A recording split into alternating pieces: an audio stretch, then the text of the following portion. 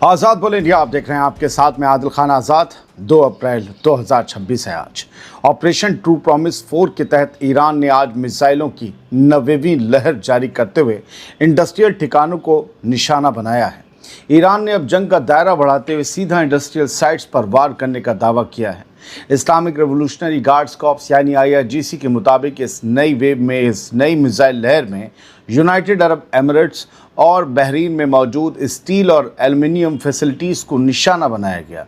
दावा यह है कि अबू धाबी और मनामा के पास ऐसे ठिकानों को हिट किया गया जो अमेरिका इसराइल के मिलिट्री नेटवर्क से जुड़े बताए जा रहे हैं।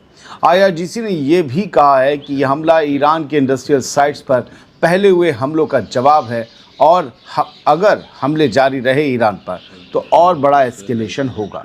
इस ऑपरेशन में मिसाइल और ड्रोन दोनों का इस्तेमाल बताया गया है, यानी अब जंग सिर्फ फौजी बेस तक महदूद नहीं रही, इंडस्ट्रियल ठिकाने उसके निशाने पर हैं।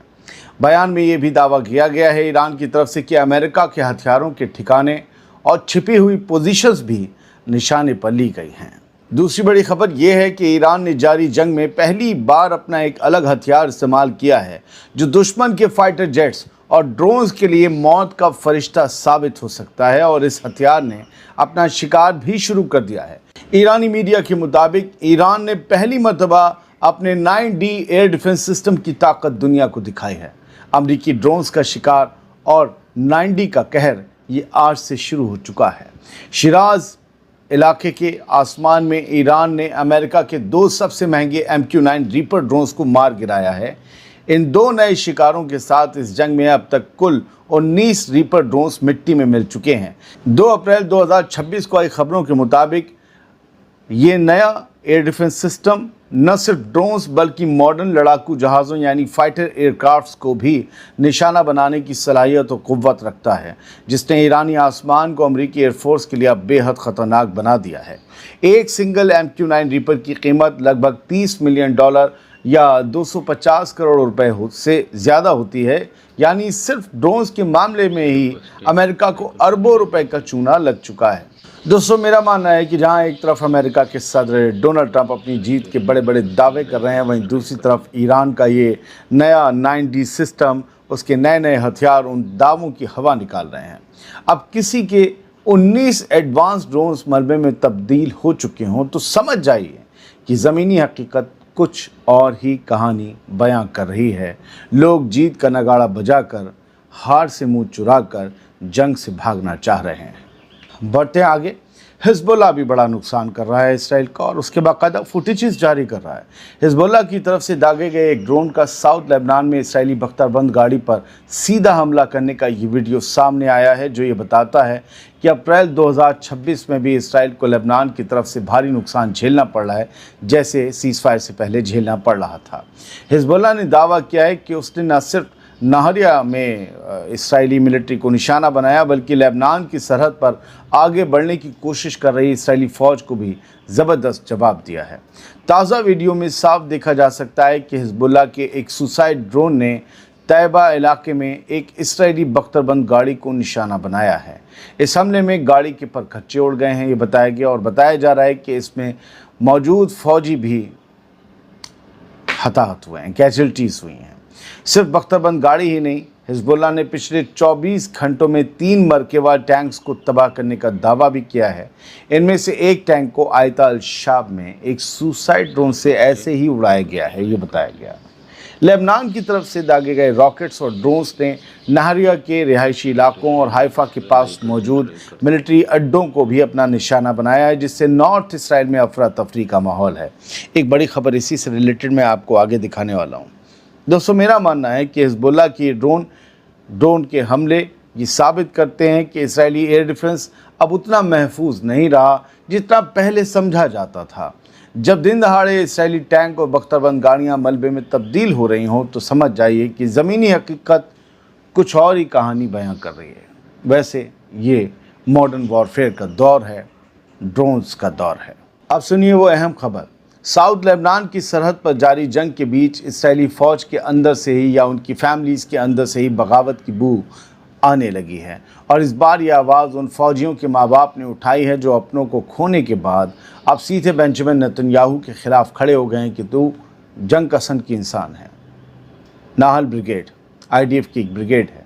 इसके दर्जन फौजियों के माँ बाप ने प्राइम मिनिस्टर बेंजामिन नेतन्याहू को एक ख़त लिखकर लेबनान में अपने बच्चों की जान को ख़तरे में डालने का इल्ज़ाम लगाया है नेतन्याहू पर। इस ख़त में माँ बाप ने बेहद अजीबोगरीब और ख़तरनाक हालात का जिक्र किया है।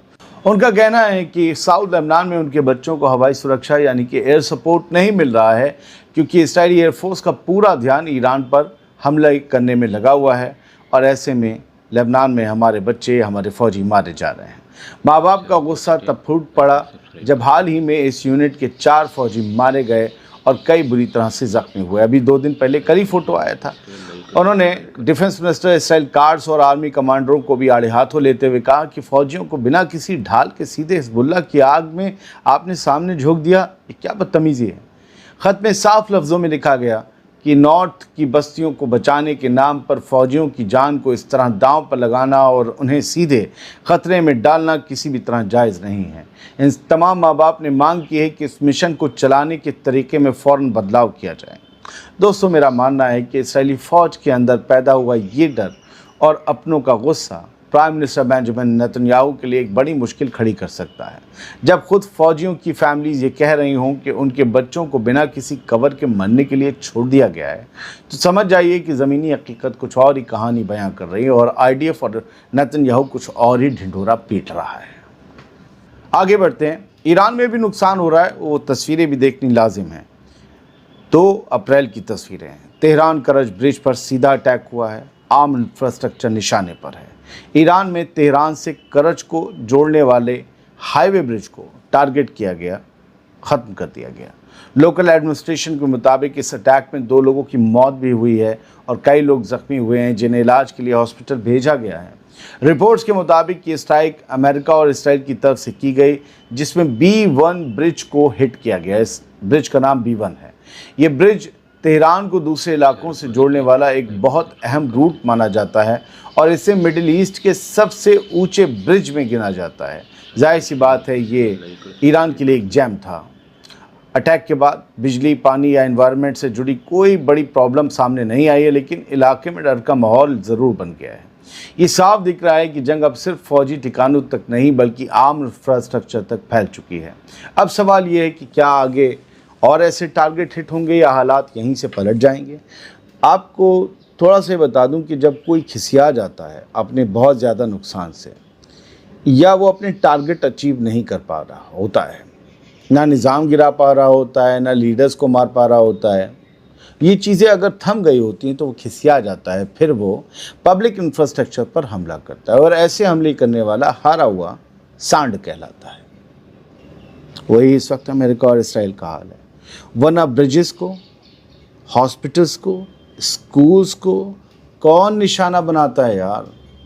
और ये जो अपने आप को सबसे पुराना लोकतंत्र बताता है, सबसे पुरानी कहता है कि हमारे यहाँ जो है पॉलिटिक्स का जन्म हुआ है, सबसे बड़ी डेमोक्रेसी, सबसे पुरानी बड़ी तो हमारे यहाँ चलती है।